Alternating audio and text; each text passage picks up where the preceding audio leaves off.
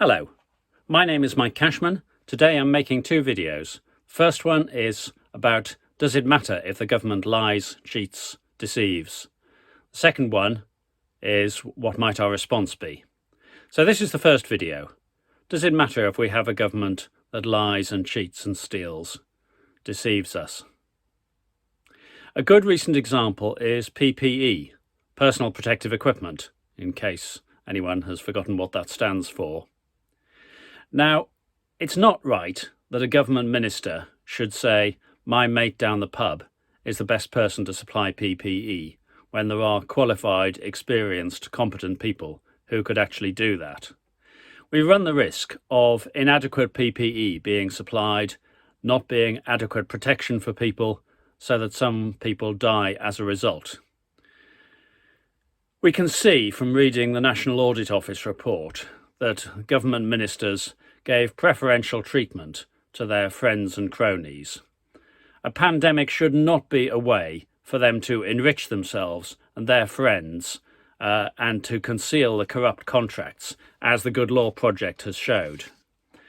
And then, as always, lies snowball, and there have been enormous efforts to cover up the corrupt contracts, using hundreds and thousands of pounds of your money and my money in legal fees, trying to deny problems which the government has later admitted. Boris Johnson said the contracts are all on the record, when actually 100 of them were missing. And so lies do matter, because it's important that there's some openness, some transparency, some declaration of what's going on, to allow some challenge to see whether unqualified people are being favoured, because we know from experience, recent experience, that that can happen. So here's another example. You shouldn't say that your friend's wife is the most competent person to take charge of public health, and in order to achieve that you sack somebody who's got 41 years of relevant experience. You could complain about the corruption in this instance, but the problem with doing that is that Dido Harding, the person appointed in that role, is actually the wife of the Tory anti-corruption minister. You really couldn't make this up. And of course this matters. Now look, Dido Harding is objectively doing a dreadful job as head of public health. She's spending an absolutely unbelievable amount of money and achieving poor results as a result of outsourcing and seemingly, one imagines, paying whatever it is that the outsourcers ask for. But maybe she's doing the best that she can.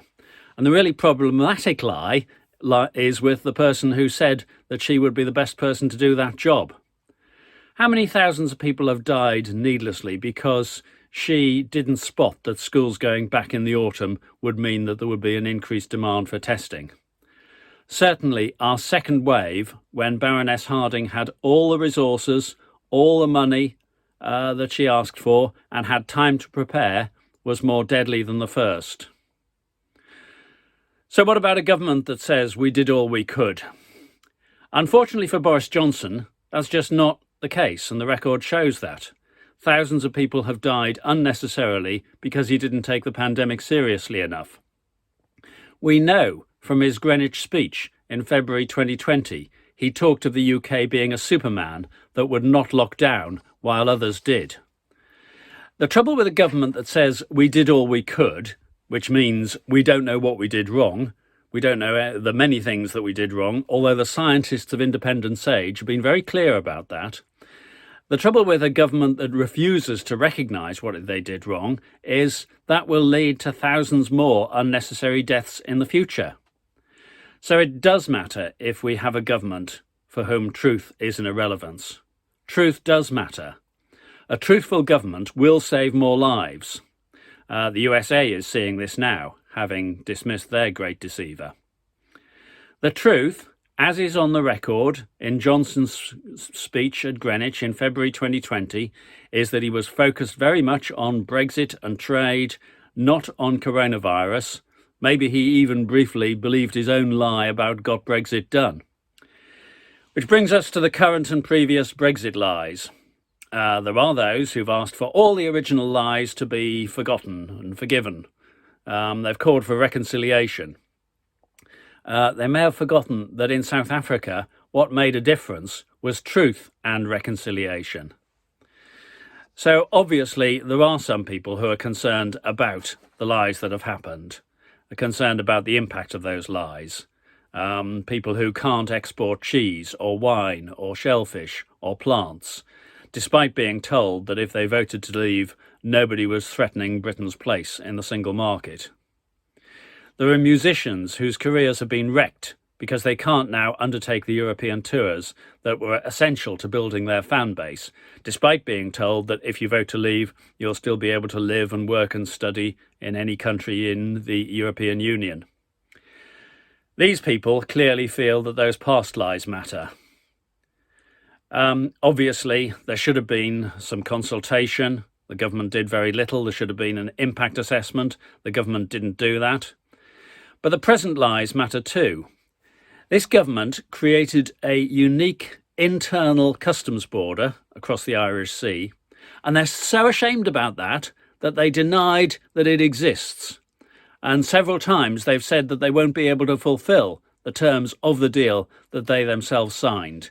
And that cheapens the reputation of this country, lessens our standing internationally. The Tories' adverts were uniquely, independently found to be 88% deceitful in the run-up to the 2019 general election. And their response to their deceits, or to being found out with their deceits, was actually quite chilling. Take their response to the fake Twitter account, for example. If I was to sum up their response, it essentially would be the end justifies the means. In other words, what they're saying is that only the Tories are the people who should be governing the country, and they can do whatever they like in order to achieve that. That is arrogance.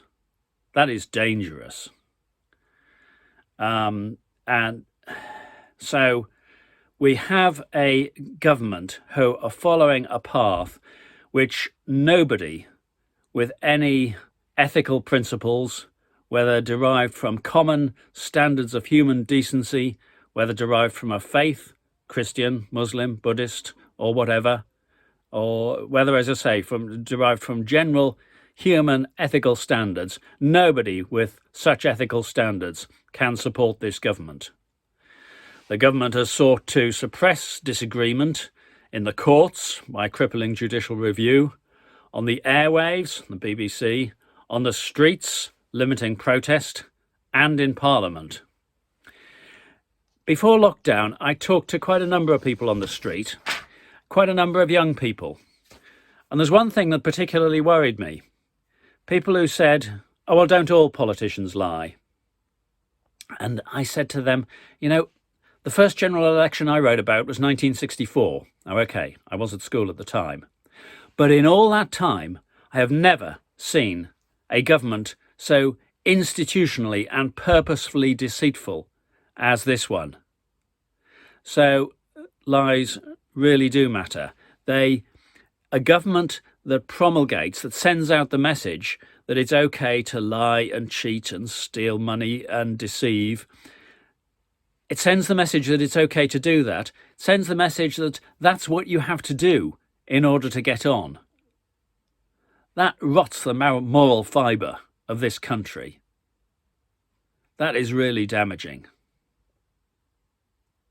I do want to say something about the sources for what I've said, the sort of justification. Just get this book. I've made a number of statements. You'll find an awful lot of the government Boris Johnson lies described in The Assault on Truth by Peter Oborne. And Peter was a Tory originally, and he lays the blame to some extent at Tony Blair originally, but much more so now at Boris Johnson. That covers a lot of the political lies. There's a new book, I haven't read it yet, but I've just got a review of it here. I think this is going to be well worth looking at. Failures of State, the Inside Story of Britain's Battle with Coronavirus by Jonathan Calvert and George Arbuthnot from Mudlark for £20. So that's a review of that book. obviously seen an awful lot in the papers over the year.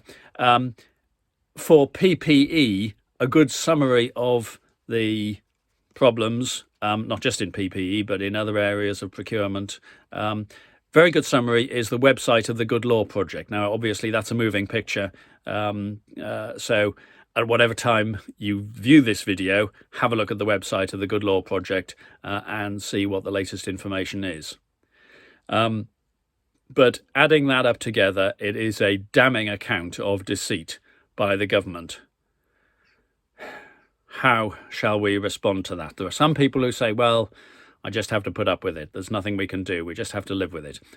I don't take that view, and I will explore a different approach in the next video. I hope you'll watch that one as well.